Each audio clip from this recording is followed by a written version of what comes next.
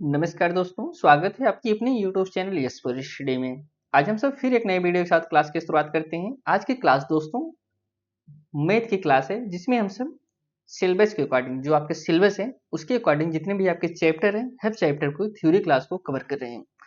हम सब सबसे पहले जो आपका सिलेबस के अकॉर्डिंग चैप्टर है, उस चैप्टर से संबंधित उसकी थ्योरी को समझते हैं। फिर लास्ट में उसी चैप्टर से संबंधित जो आपके सीटेट में क्वेश्चन पूछे गए उसके पीवाईक्यू को भी कवर करते हैं, ताकि आप ये श्योर हो जाएं आप जो चैप्टर को पढ़े हैं वो आपके सीटेट एग्जाम में पूछा गया है।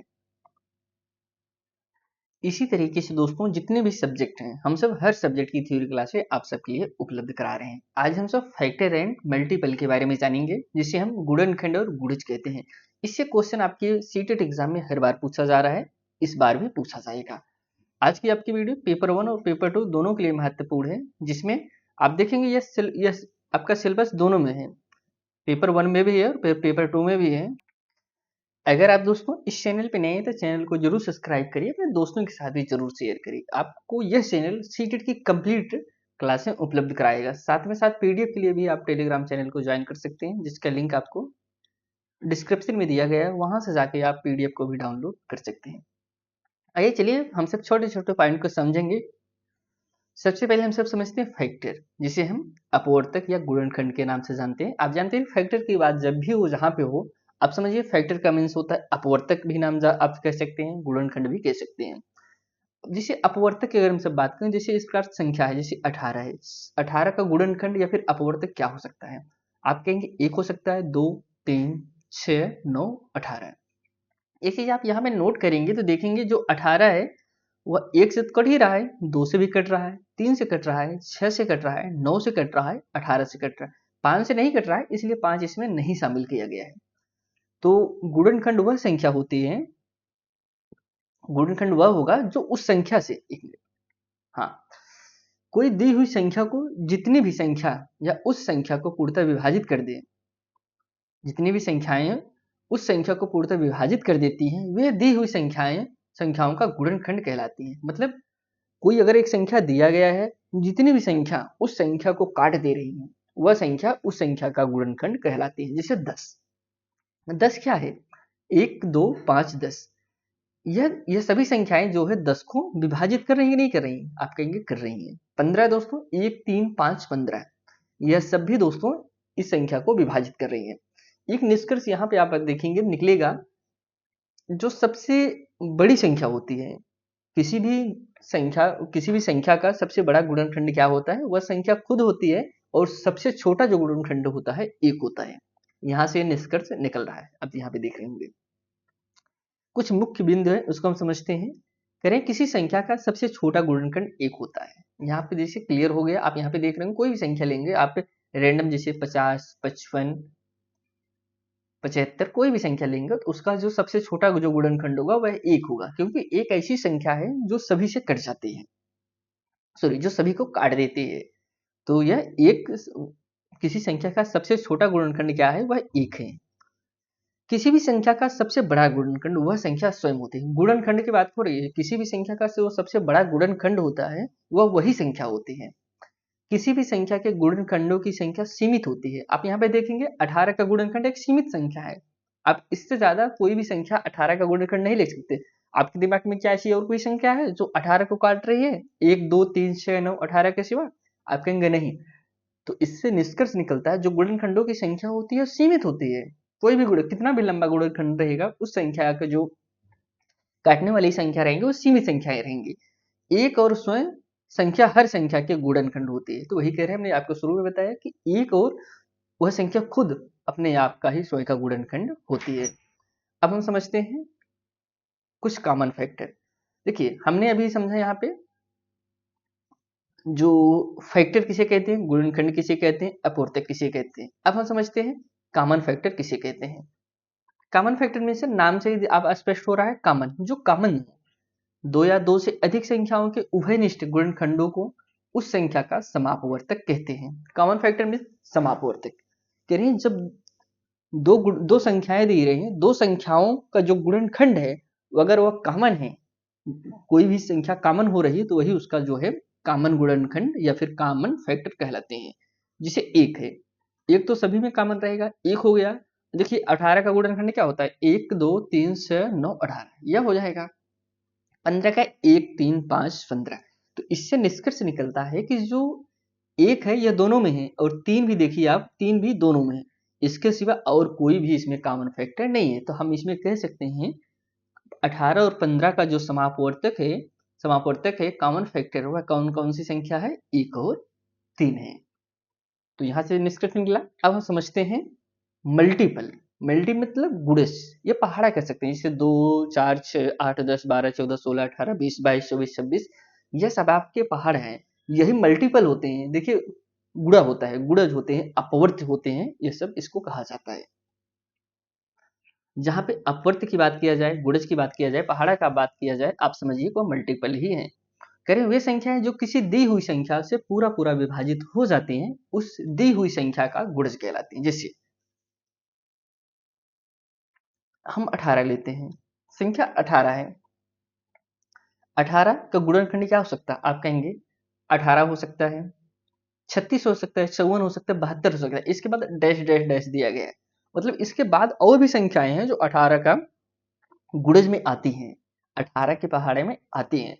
10 उसी प्रकार से 10 भी देखिए, 10 20 30 40 50 60 70। 15 है, 15 15 30 45 से 60, ये भी आपके गुणनखंड है। आप यहाँ पे समझ गए होंगे गुणनखंड किसे कहते हैं और गुणज किसे कहते हैं। यहाँ पे दोस्तों गुणज होगा, या गुणनखंड यहाँ पे लिखा गया, गुणनखंड नहीं है यहाँ पे, ये गुणज है, गुणज है। अब यहाँ पे समझो गुणज क्या होता है और गुणनखंड क्या होता है। गुणनखंड एक सीमित होता है, लेकिन गुणज सीमित है नहीं। सबसे छोटा गुणज, अब देखिए कुछ मुख्य बिंदु है उसे हम क्लियर करते हैं। किसी संख्या का अनंत गुणज होते हैं। पहाड़ा दोस्तों कभी खत्म होगा, आप कहेंगे नहीं। इसके जो किसी भी संख्या का जो गुणज होगा, पहाड़ा होगा, अपवर्त्य होगा, वह आप दोस्तों अनंत होगा। हर संख्या का सबसे छोटा गुणज वही संख्या होगी। जो सबसे छोटा गुणज की बात करें तो वह दोस्तों संख्या खुद ही होगी। गुणज कभी भी ऋणात्मक नहीं होते हैं सामान्यतः। गुणज की जो संख्या होती है दोस्तों कभी भी ऋणात्मक नहीं हो सकती है। अब हम सब आगे कुछ बढ़ते हैं, कुछ फैक्टर समझते हैं। अब हम सब कॉमन मल्टीपल या फिर समापवर्त के बारे में समझते हैं। संख्या है 12 16। अब इसके देखिए 12 के पहाड़ देखिए, 12 24 12 3 36 12 4 48 12 5 60 12 6 72 12 से 84 12 8 96। फिर यहाँ 16 देखें, 16 32 16 3 48 64 80 96। आप देखेंगे इसमें 48 48 का मान आ रहा है। अगर हम पूछें कि क्वेश्चन बनाएं कि आप बताइए 12 और 16 का जो समापवर्त है, कॉमन समापवर्त है, कॉमन फैक्टर, कॉमन गुणज है, वह कौन को क्या क्या है, आप कहेंगे 48 और 96। उसके बाद आपको डैश डैश देखना, इससे बाद भी संख्याएं हो सकती हैं, इसलिए आप 48 96 कह सकते हैं। इसके बाद भी संख्याएं अगर पूछा जाता है, इसके बाद भी संख्याएं रहेंगी तो वह भी इसके कॉमन फैक्टर, कॉमन मल्टीपल कहे जाएंगे। ऑप्शन ओ, यहाँ पे आप समझ गए होंगे। वही कॉमन फैक्टर दो या दो से अधिक संख्याओं की उभयनिष्ठ गुणज को उस संख्या का समापवर्त कहते हैं। यहाँ पे हम सब समझ लिए दोस्तों जो आपके मेजर पॉइंट थे मल्टीपल और फैक्टर के बारे में। फैक्टर से संबंधित क्वेश्चन लगभग हर बार पूछा गया है, तो हम सबसे पहले कुछ चीज और क्लियर करते हैं। अभाज्य गुणनखंड की संख्या ज्ञात करना, यही पूछा जाता है। देखिए क्वेश्चन आएगा, गुणनखंडों की संख्या बताइए, अभाज्य गुणनखंडों की संख्या बताइए, सम संख्या बताइए, विषम संख्याएं बताइए, इसी प्रकार से क्वेश्चन पूछे जाएंगे। तो आज हम सब हर टॉपिक से, जितने भी आपके टॉपिक से क्वेश्चन बन सकते हैं, उन सभी टॉपिक से संबंधित क्वेश्चन को बताएंगे, उसकी थ्योरी को बताएंगे, लास्ट में कुछ क्वेश्चन को भी हम सब सॉल्व करेंगे। करें सबसे पहले समझते अभाज्य गुणनखंड, गुणनखंडों की संख्या ज्ञात करें। आप अभाज्य गुणनखंड समझते हैं होता क्या है, सबसे पहले आपको हम अभाज्य गुणनखंड बताते हैं। हमने आपको बताया था जैसे अभाज्य गुणनखंड जो एक और स्वयं के सिवा और किसी भी संख्या से ना कटे, वही आपका अभाज्य गुणनखंड होता है। जैसे दो, दो एक तो एक से कट जा रहा है, एक दो से कट जा रहा है, और किसी संख्या से कटेगा नहीं। जैसे तीन, तीन एक तो एक से कट जा रहा है, एक से तीन से कट जा रहा है। 5 7, ये सब कैसी संख्याएं हैं, यह सब आपके अभाज्य गुणनखंड की संख्याएं हैं। तो यहां से क्लियर हुआ अभाज्य गुणनखंड क्या होते हैं। अब हम करें किसी संख्या के केवल अभाज्य संख्याएं, जैसे 2 3 5 7, जैसे 9 नहीं होगा। 9 9 क्यों नहीं होगा, 9 तो 3 से भी कट रहा है। 11 आप कह सकते हैं। इस प्रकार से संख्याएं, ये सब आपके अभाज्य संख्याएं होती हैं कि गुणनफल के रूप में लिखने पर जो अभाज्य संख्याएं प्राप्त होती हैं उन्हें अभाज्य गुणनखंड कहते हैं। नोट, यदि संख्या हमारे पास कोई संख्या है, जिसे कह रहे हैं p है, p का स्क्वायर a है, गुणे q है, q का स्क्वायर b है, r है, r का स्क्वायर c है, हो तो अभाज्य गुणनखंड की संख्या क्या होगी? यहाँ पे दिया गया है a plus b plus c, यही आपका राइट आंसर हो जाएगा। देखिए, ये जो ए बी सी है वह पावर है, किसी संख्या का दिया रहेगा उसका पावर है, और इसको हम जब जोड़ देंगे, दोनों पावर, इसको जो पावर दिया गया है इसको आपस में जोड़ देंगे, तब हमको अभाज्य संख्याओं का गुणनखंड की संख्या पता चल जाएगी। यह तो हो गया दोस्तों अभाज्य गुणनखंड। अब हम कुछ उदाहरण की तरफ बढ़ते हैं, दो चीज समझते हैं। करें 1 से 80 के कुल कितने अभाज्य गुणनखंड है? देखिए, हम दो क्वेश्चन को यहाँ से क्लियर करते चलेंगे। 1 से 80 के कुल कितने अभाज्य गुणनखंड है? आप कहेंगे 1 से 80, हम ऐसे लिखते हैं, चलिए 1 से 80, 2 से कटेगा 9, 2 9 18, 0 हो गया। अब फिर से 2 से कटेगा 45 हो गया। अब 3 से कट जाएगा, या फिर 5 से ही काट दे रहा है, 5 9 45, फिर 3 से कटेगा और फिर 3 से कट गया। देखिए, हमारे पास जो कंक्लूजन निकल गया है, हम लिख सकते हैं 2 पावर 2 गुणे 5 पावर 1, या फिर 5 ही लिखा जाता है, चलिए बाकी बताते हैं।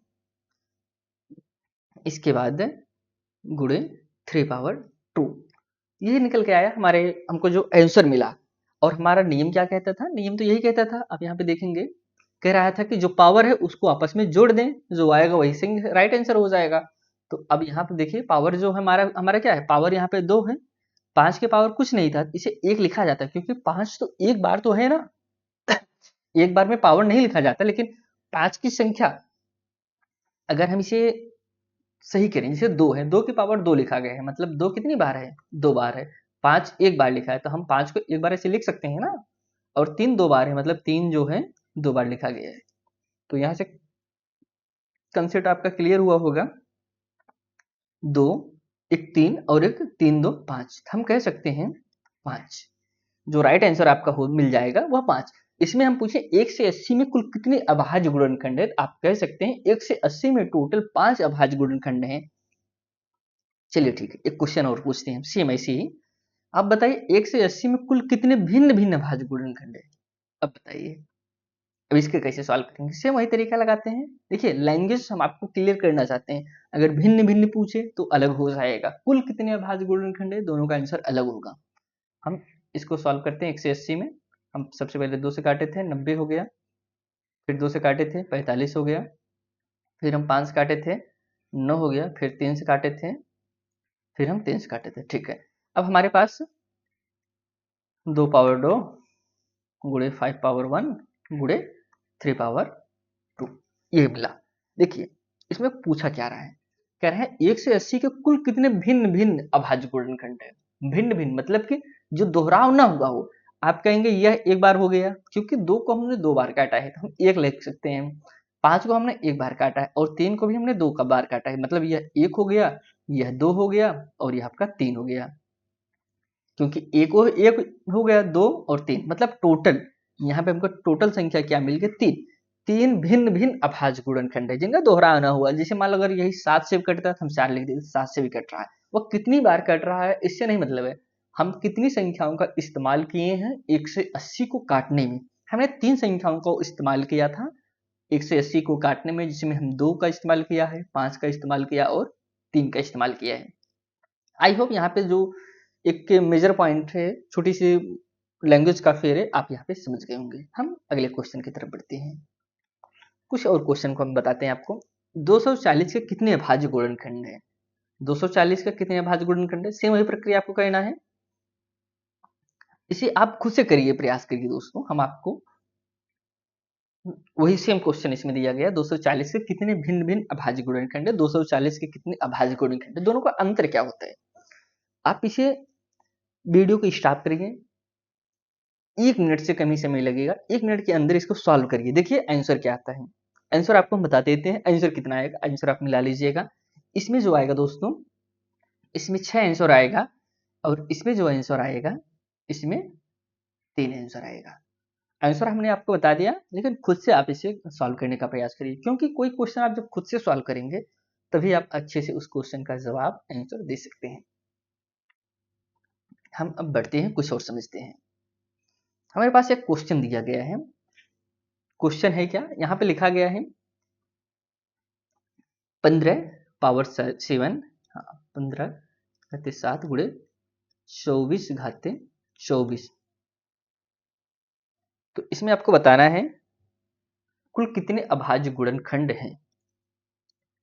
अब देखिए, सबसे पहले एक चीज यहाँ पे क्लियर करते हैं, इसमें पूछा क्या गया है अभाज्य गुणनखंड। एक सवाल आपसे हम पूछते हैं, आप बताइए 15 आपका भाज्य है अभाज्य है?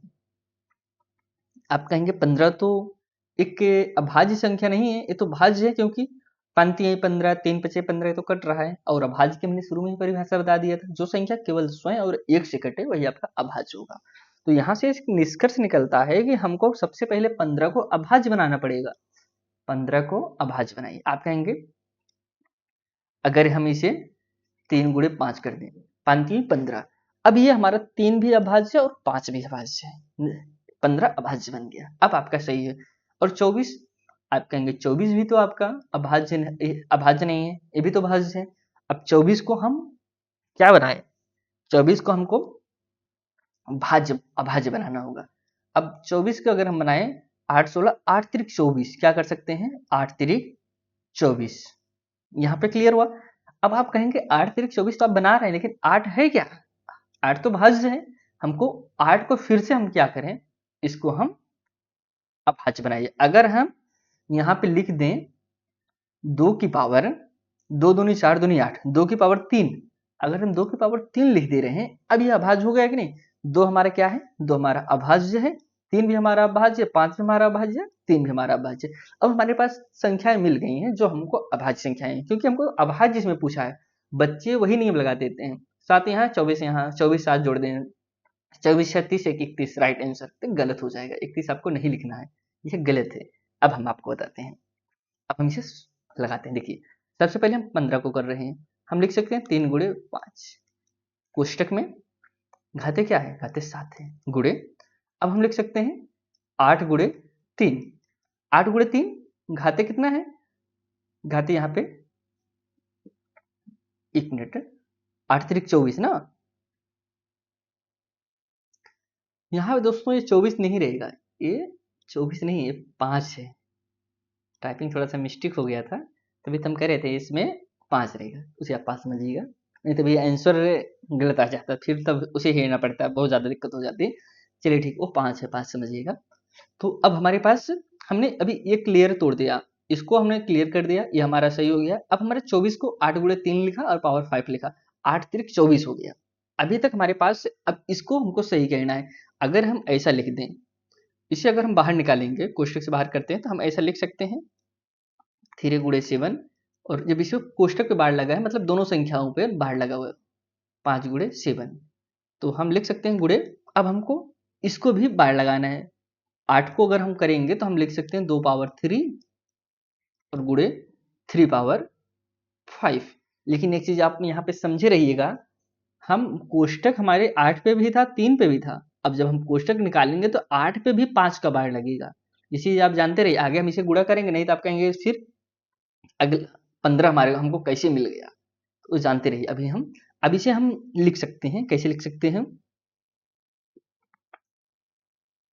अब हम आगे लिख सकते हैं 3 पावर। देखिए, हम बहुत आराम से आपको बताने का प्रयास करें, कंसेप्ट आप समझिए, नहीं तो ऐसे क्वेश्चन कुछ मिनट चंद सेकंड के में सॉल्व हो जाएंगे, लेकिन आपको एक एक छोटे छोटे कंसेप्ट समझाने का प्रयास करें, इसमें हो क्या रहा है एक्चुअल में।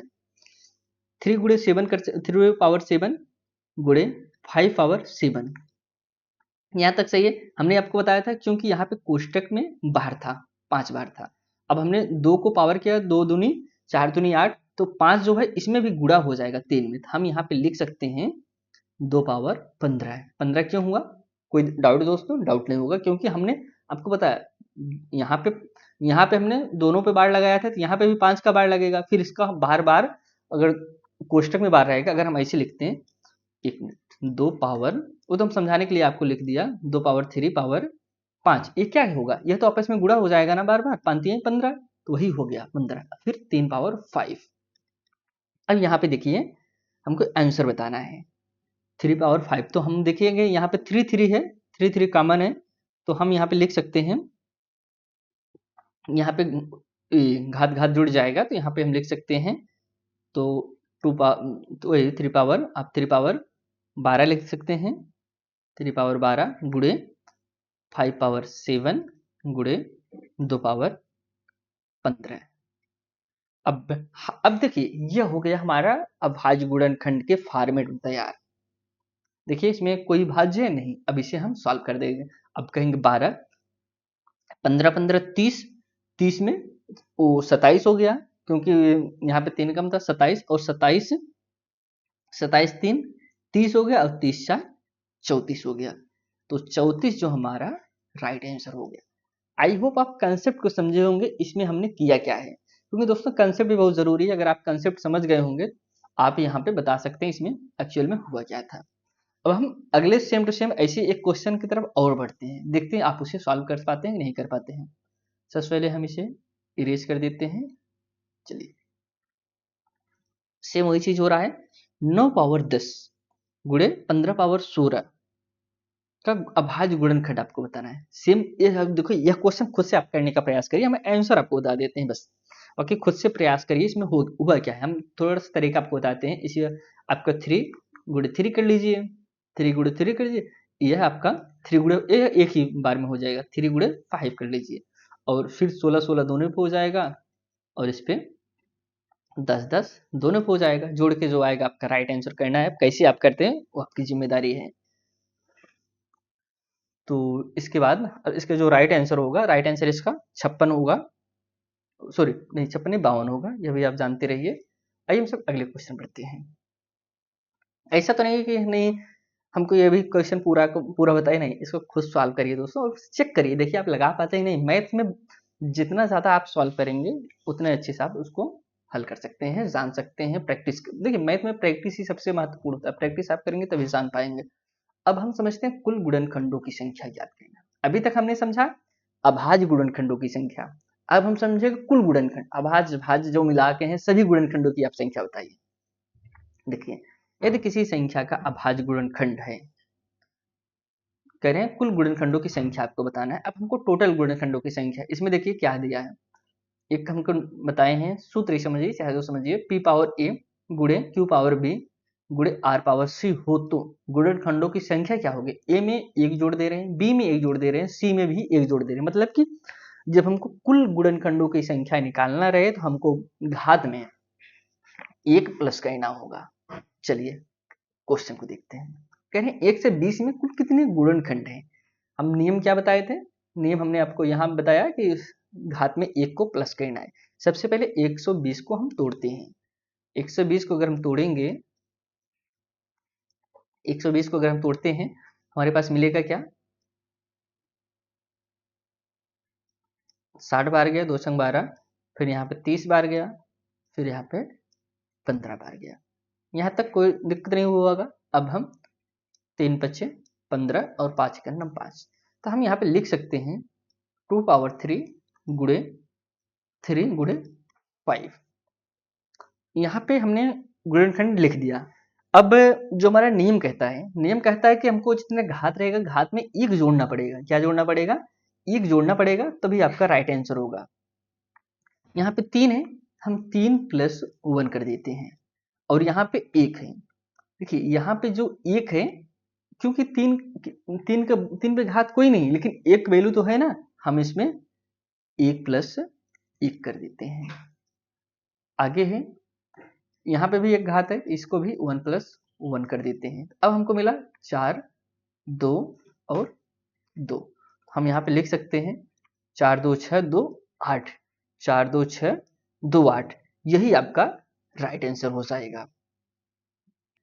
यहाँ पे देखिए दोस्तों, यहाँ पे हमको गुणनखंडों की संख्या एक गुणा करना है, ना कि प्लस करना है। यहाँ पे 8 नहीं 16 होगा, सॉरी, हमने यहाँ पे प्लस किया था ना, 3+1+1, तो प्लस ही जोड़ दिया, नहीं, यहाँ पे 4 दूनी 8, दूनी 16, तो हमने टोटल गुणनखंडों की संख्या कितना हो गया, 16 हो गया। अब देखिए, एक मिनट, ठीक है, पहले हम, अभी हमने 1 से 20 को समझा, 1 से 20 में कितने गुणनखंड होते हैं। अब हम नेक्स्ट क्वेश्चन को एक और समझते हैं, इसे हम इरेजर कर देते हैं, पहले इरेज कर दें, चलिए।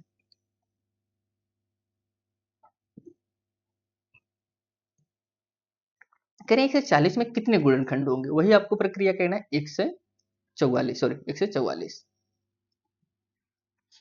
144 के कितने गुणनखंड होंगे, हम सबसे पहले 144 को क्या कहना है, 144 को हम गुणनखंड इसके निकालते हैं, 2 से निकालते हैं, 2 से 14, 2 दूनी 72, इसके बाद नेक्स्ट है 2 है, 2 तिहाई 6, 2 छंग 12, फिर 2 से कटेगा, 2 का नाम 2, 2 8 16, फिर 2 9 18, फिर 3 त्रिका 9, फिर 3, तो हमारे पास निकला 2 पावर 4 गुणे 3, 3 पावर 2। अगर हम इसे सॉल्व करते हैं, हमने बताया कि गुणनखंडों की संख्या निकालने के लिए 4 में और 2 में 1 प्लस करना पड़ेगा, तो हम 4 + 1 कुल गुणनखंड, अभाज्य गुणनखंड नहीं, कुल गुणनखंडों की संख्या निकाल रहे हैं, अभाज्य गुणनखंड गुणे 2 + 1, तो हम यहाँ पे लिख सकते हैं 4 2 4 1 5 और 2 1 3, तो आंसर हमको 8 नहीं दोस्तों, हमको गुणा करना ना, सॉरी, तो हम 5 तिहाई 15, क्या रहा आंसर मिल जाएगा। टोटल कुल कितने गुणनखंड है, 5 तिहाई 15, 4 1 5, यहाँ पे 3 हो गया, यहाँ पे 5 हो गया, 5 तिहाई 15, टोटल गुणनखंडों की संख्या कितना हुआ, 15 हुआ। अब हम अगले क्वेश्चन की तरफ बढ़ते हैं।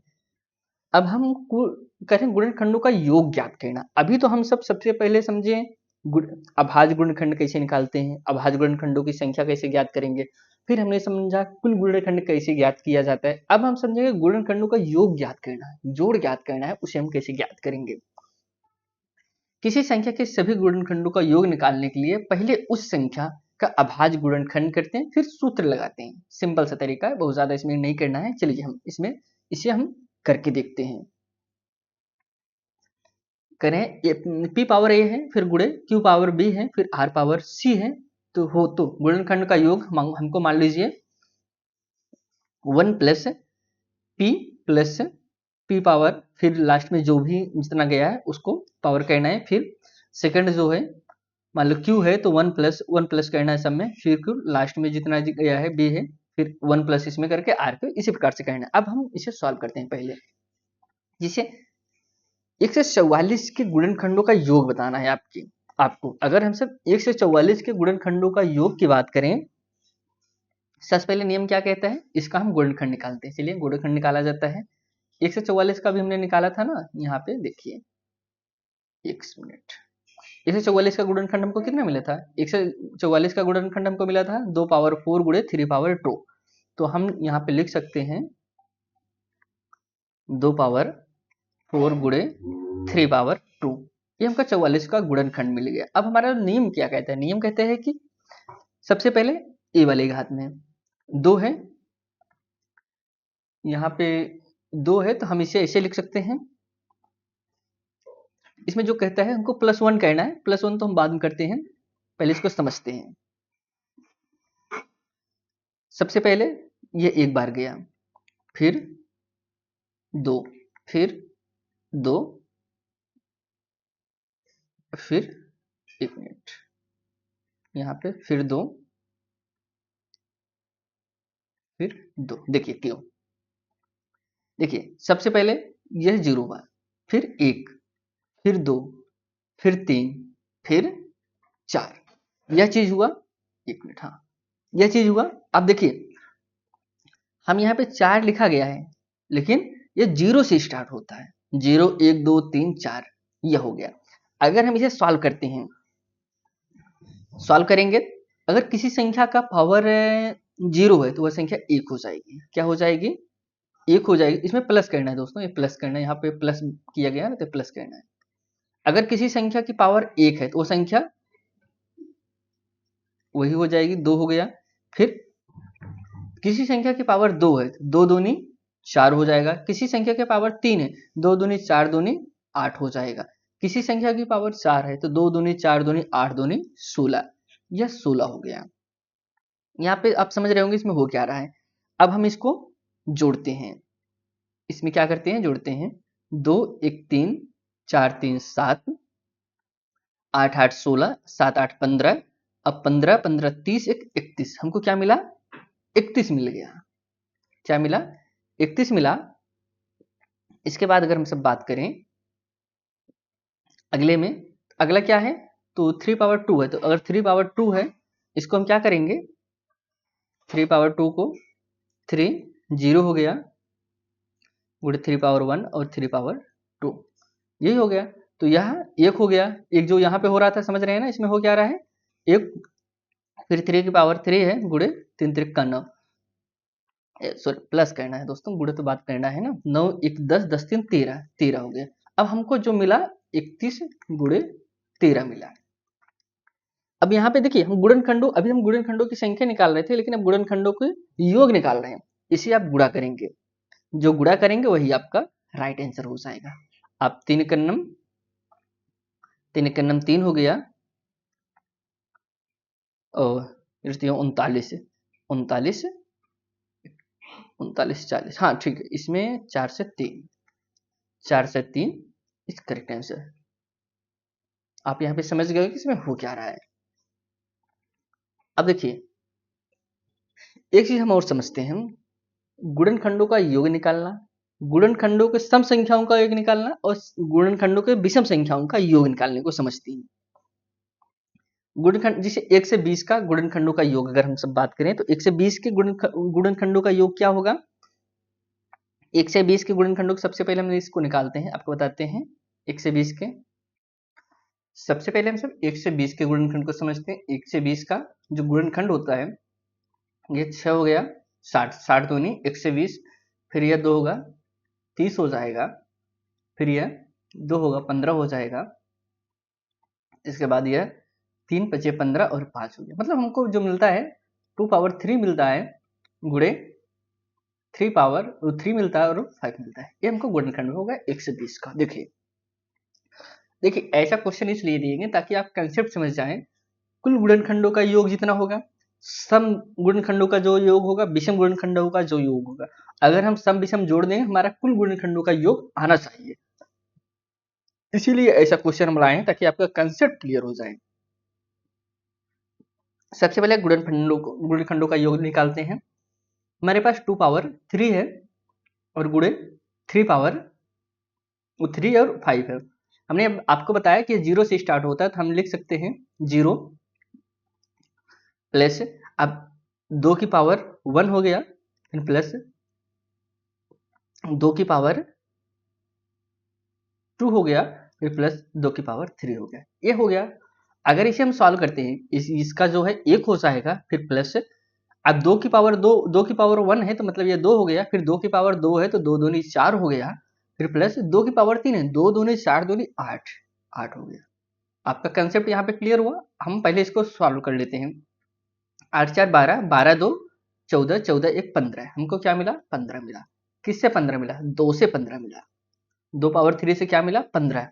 अब इसके बाद 3 है, 3 वही करना पड़ेगा 0 से और 1 से, क्योंकि यहाँ पे कोई है नहीं, कोई बार है नहीं, तो हम यहाँ पे लिख सकते हैं 3 पावर 0 प्लस 3 पावर 1। तो 3 पावर 0 को हम 1 लिख सकते हैं और 3 पावर 1 को हम प्लस 3 लिख सकते हैं। 3 1 4 हो गया, यहाँ पे 4 आ गया। फिर 5 में वही कर सकते हैं 1 प्लस और 3 5 है तो 5 का पावर 5 हो गया, 5 1 6 हो गया। तो हम अब गुणा करते हैं।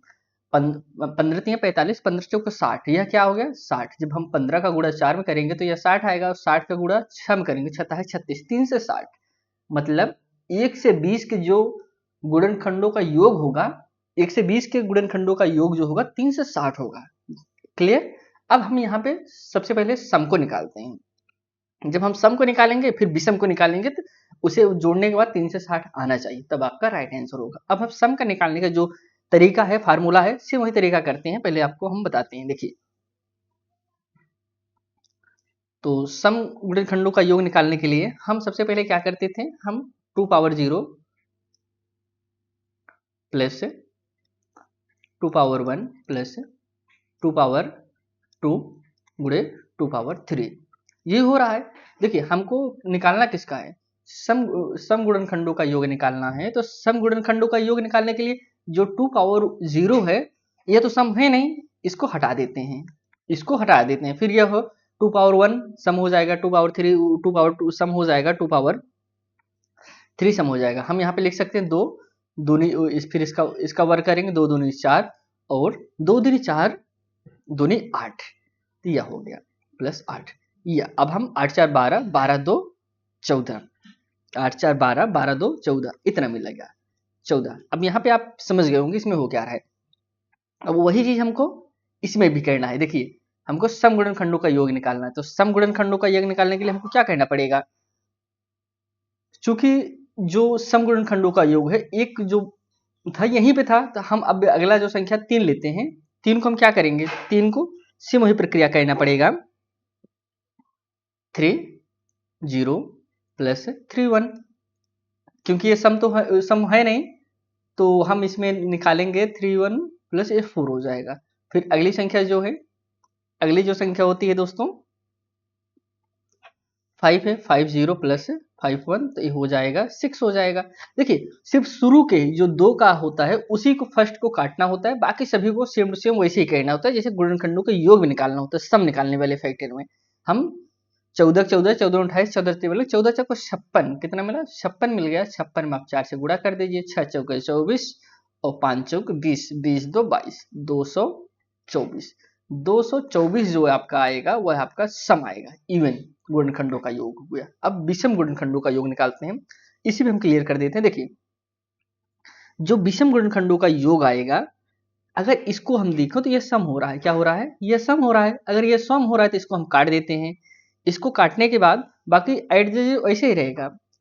इसको हम ले लेते हैं, एक कितना इसकी वैल्यू थी, इसकी वैल्यू 1 थी, हम यहाँ पे लिख सकते हैं 4 एकन्नम 4, यहाँ पे 1 मिल गया, 4 एकन्नम 4 गुणे 6, 6 चक 24, तो हमारे राइट आंसर 24 हो गया।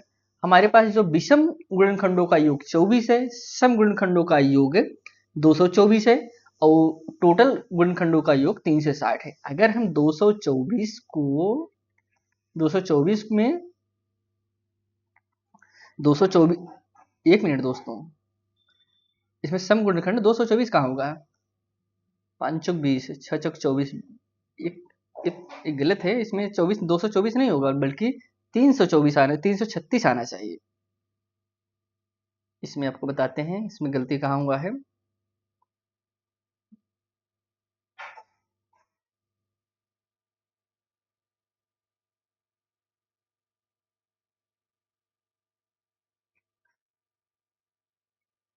देखिए वैसे में जो गलती हो गया था, हमने 14 गुणे 4 किया था, 14 चौक 56, फिर हमने 4 से गुणा कर दिया था, यहाँ पे 6 से गुणा होगा, 5 6 30 36, तो ये 3 से आपका 36 आ जाएगा, 3 से 36 आ जाएगा। तो 336 में इसे हटाइए, 3 से 36 और फिर इसमें हमको जोड़ना कितना है, 24 जोड़ना है। अगर ये 3 से 60 आ रहा है तो फिर आंसर आपका सही है, 6 4 10 की 0, 3 2 5 1 6 और 3 3 से 60 आपका राइट आंसर हो गया। यहाँ पे हम सब समझे दोस्तों, जो आपके गुणनखंडों का योग था, गुणनखंडों को सम संख्या निकालना, गुणनखंड के विषम संख्याओं के योग को निकालना, इन सब के बारे में समझे। अब हम कुछ क्वेश्चन को सॉल्व करते हैं जो आपके एग्जाम में पूछे गए क्वेश्चन है, उसी क्वेश्चन को हम सब यहाँ पे सॉल्व करते हैं। सबसे पहले कह रहे हैं निम्न में से कौन सी संख्या 4 से 20 का सही अभाज्य गुणनखंड है। ये आपका रीट में पूछा गया था। आपको पता होगा रीट और सीटेट का सिलेबस लगभग सेम होता है, कुछ अंतर नहीं होता है, बहुत थोड़ा बहुत अंतर होता है नहीं, सेम होता है। इसका जो गुणनखंड क्या होगा 4 से 20 का, चलिए हम इसे सॉल्व करते हैं। आप 2 दूनी 4, 2 के नम 2 10, 210, फिर हम यहाँ पे 2 के नम 2, 2 25 10, 1 से 5 होगा। फिर यहाँ पे देखिए किससे कटेगा, ये 5 से कट जाएगा, हम 5 दूनी 10, 5 के नम 5 कर सकते हैं। इसके बाद यह 3 से का, यह 5 है, यह 3 से 3 सत्ते 21, फिर 7। क्या ऐसा कोई मिल रहा है 2 पावर 2 गुणे 5 गुणे 3 गुणे 7, ऐसा कुछ मिल रहा है। आप कहेंगे 2 पावर, इसमें ऑप्शन फोर्थ आपका राइट आंसर है। इसमें देखिए मैच कर रहा है। अगला जो क्वेश्चन है, किसी संख्या के गुणनखंड होते हैं, कोई संख्या है उसके गुणनखंड क्या हो सकते हैं? संख्या के बराबर या उससे कम होंगे, संख्या के बराबर या उससे अधिक होंगे, संख्या के बराबर या संख्या के बराबर या संख्या से कम होंगे। देखिए गुणनखंड की बात कर रहा है, एक होता है गुणज होता है, एक होता है गुणनखंड होता है। दोनों चीज हमने आपको बताया ना, इसमें पूछ क्या रहा है, फैक्टर्स पूछ रहा है, ना कि मल्टीपल पूछ रहा है। मल्टीपल तो फिर अनंत होते हैं, लेकिन फैक्टर आपके सीमित होते हैं। आप कह सकते हैं संख्या के बराबर या उससे कम होते हैं, ना कि उससे ज्यादा होते हैं। राइट आंसर इसमें फर्स्ट इज करेक्ट आंसर। ये भी आपके देखिए सीटेट में पूछा गया था दोस्तों, सीटेट पेपर 1 में पूछा गया था। अगला जो क्वेश्चन ये देखिए सीटेट सेकंड पेपर में पूछा गया था, करें 6 अंक की बड़ी से बड़ी संख्या के विभिन्न अभाज्य गुणनखंडों की संख्या बताना है। 6 अंकों की बड़ी से बड़ी संख्या के अभाज्य गुणनखंडों का योग बताना है आपको। तो हम इसे सॉल्व करते हैं। सबसे पहले 6 अंकों की जो सबसे बड़ी से बड़ी संख्या होगी क्या होगी? आप कहेंगे 6 अंकों की सबसे बड़ी संख्या 1 2 3 4 5 6, ये 6 अंकों की सबसे बड़ी संख्या है। अगर जब इसे आप सॉल्व करेंगे, इसका आप गुणनखंड निकालिए, गुणनखंड आप निकालेंगे, जो आएगा कितनी संख्याएं आ रही हैं, इसमें जो पूछ रहा है कि 6 अंकों की बड़ी से बड़ी संख्या के विभिन्न अभाज्य गुणनखंडों की, हमने शुरू में बताया था ना, टोटल अभाज्य नहीं, भिन्न भिन्न, कितने भिन्न भिन्न अभाज्य गुणनखंड है, मतलब कितनी संख्याओं से कटे जाए। जैसे दो से 2 बार हमने काटा, इसे 2 बार नहीं गिना जाएगा, इसे 2 को सिर्फ एक बार ही गिना जाएगा। जैसे 3 से हमने 5 बार काट दिया, 3 गुणे 3 गुणे 3, 3 को एक ही बार गिना जाएगा। इस प्रकार से आप चेक करिए कि इसमें जो है कितना राइट आंसर होगा। आंसर आपको हम बताते हैं, लेकिन इसको आप खुद से करने का प्रयास करिए। इसमें हमने आपको सारे तरीके बताए। सबसे पहले 3 से कटेगा, 3 त्रिक का 9, 3 त्रिक का 9, 3 त्रिक का 9, 3 त्रिक का 9, 3 त्रिक का 9, 3 त्रिक, फिर 3 से कटेगा, 3 एक नम 3, 3 एक नम 3, 3 एक नम 3, मतलब इसी तरीके से आपको काटना है। तो आप खुद से काटिए, खुद से प्रयास करिए। तो राइट आंसर इसमें जो होगा, राइट आंसर ए है, 5 होगा। 5 यह टोटल मिला के 5 संख्याओं से कटेगा। जैसे एक 3 होगा, 3 से कट गया, हो सकता है 5 से कटे, हो सकता है 7 से कटे, तो इस प्रकार से कटेगा। यहाँ पे आज हम सब दोस्तों टोटल जो है मल्टीपल एलिमेंट फैक्टर से जो आपके महत्वपूर्ण टॉपिक थे, उन टॉपिक को कवर किए, जो कि आपके एग्जाम के पॉइंट ऑफ व्यू से महत्वपूर्ण थे। हम आपसे फिर एक नई वीडियो मिलते हैं दोस्तों। अगर आप इस चैनल पे नए थे, चैनल को जरूर सब्सक्राइब करिए। आपसे नई वीडियो मिलती है, तब तक के लिए दोस्तों धन्यवाद।